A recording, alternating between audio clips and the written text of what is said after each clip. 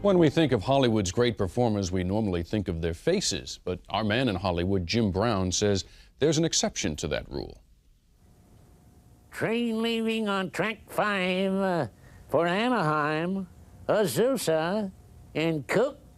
Now, there is more to that final word, but the story of the famous long pause of Mel Blanc's train announcer on the old Jack Benny radio program is just one of numerous tales told in Blanc's just-released autobiography titled, That's Not All, Folks. Among, The subtitle is My Life in the Golden Age of Cartoons and Radio, because Mel Blanc's 80 years have been filled with making his voice sound like someone or something else. What is your favorite character to do from cartoons? Do you have one that you really just... Yeah, the rabbit, Doc, that's my favorite. He's a little stinker. And, now, is it the favorite because it's so well known, or why is it Mel Blanc's favorite? I believe it's the most well known, because I can't say that in front of anybody unless someone says, hey, that sounds like Bugs Bunny. I say, thanks, Bugs. Thanks very much, Doc. Okay, Wabbit. Now I've got you.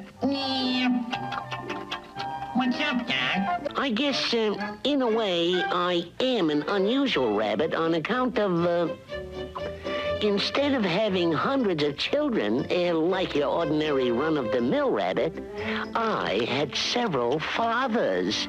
And, of course, a father named Mel Blanc, who had thousands of voices and was nice enough to give me one of them.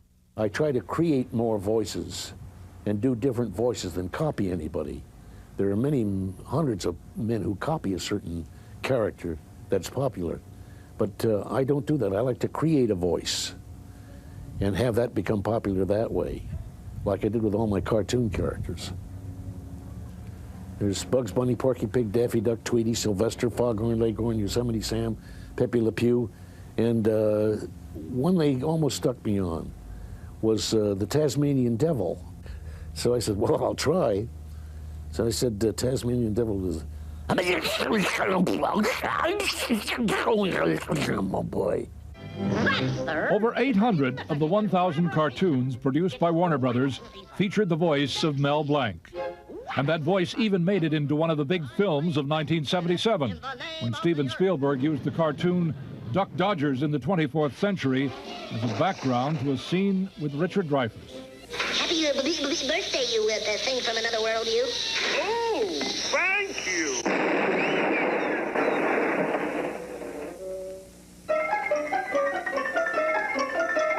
Well, I guess he's had enough. And most recently, the voice of Mel Blanc turned up in the smash summer hit Who Framed Roger Rabbit, when Daffy Duck and Donald Duck met for the first time. This is the last time I work with someone with a speech impediment.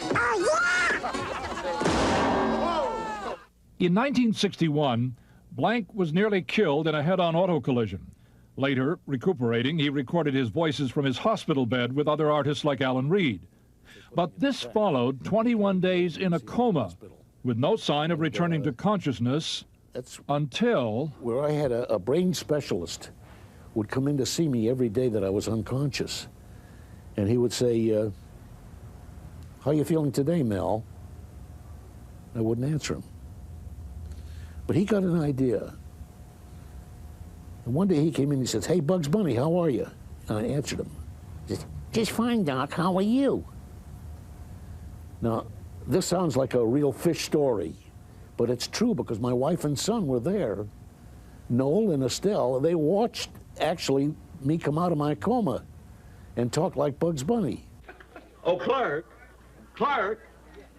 now what? Now what? In addition to the wonderful years of cartoon voices, Blanc's vocal versatility found a home in the golden days of network radio, especially with Jack Benny. And later, on television, Blanc repeated many of his classic characters. Noel Blanc, flanked by his father and mother, is carrying on the voices that made Mel famous.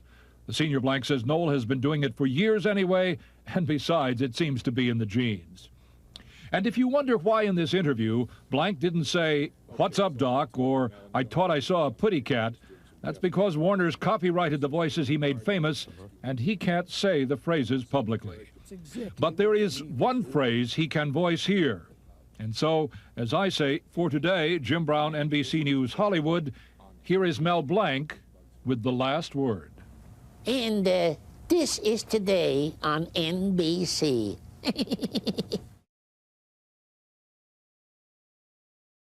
Hey, thanks for watching. And don't forget, you can catch the Today Show every morning on NBC or take Today when you're on the go. Just follow the Today podcast on Apple Podcasts, Spotify, or wherever you listen.